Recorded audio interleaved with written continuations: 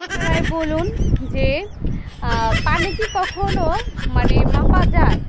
পানি কিন্তু কখনোই কিন্তু মাপা যায় না। এই লোকটা দেখুন মানে পানি মাপতেছে, পানির ভিতরে দাঁড়াইয়া স্কেল দিয়া পানি মাপতেছে। মানে মানুষের হাসানোর জন্য মানুষ কি না করতে পারে, অনেক কিছু কিন্তু করতে পারে।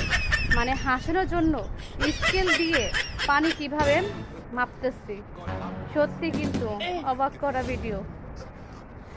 শেষে মজা আছে।